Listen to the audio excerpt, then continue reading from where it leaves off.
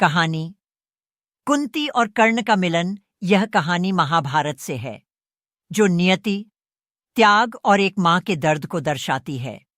कुरुक्षेत्र युद्ध से ठीक पहले पांडवों की मां कुंती को यह बात पता थी कि कौरवों के पक्ष में लड़ने वाला दानवीर कर्ण उनका ही सबसे बड़ा पुत्र है, जिसे उन्होंने जन्म के तुरंत बाद लोकलाज के भय से त्याग दिया था।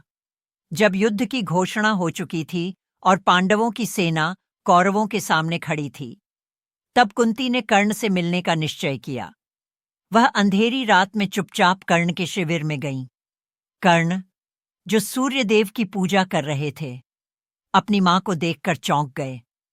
कुंती ने अपने आंसुओं को रोकते हुए कर्ण को अपनी पूरी कहानी बताई कि कैसे उन्होंने उसे जन्म दिया और कैसे उसे त्यागना पड़ा।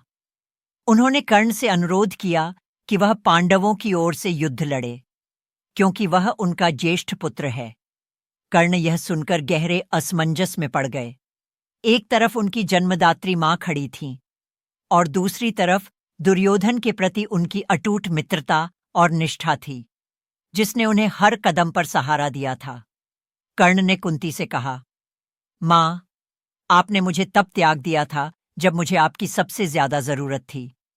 अब मैं दुर्योधन के प्रति अपनी मित्रता और निष्ठा नहीं तोड़ सकता। हालांकि कर्ण ने कुंती को एक वचन दिया, आपके 5 पुत्र तो जीवित रहेंगे ही। मैं अर्जुन को छोड़कर किसी भी पांडव का वध नहीं करूंगा। युद्ध के अंत में आपके 5 पुत्र ही बचे रहेंगे। कुंती भारी मन से लौट आईं। यह मिलन कर्ण के जीवन की सबसे बड़ी त्रासदी में से एक था, जिसने उसकी नियति को और जटिल बना दिया। यह कहानी संबंधों की जटिलता, नियति की क्रूरता और एक मां के हृदय के दर्द को दर्शाती है।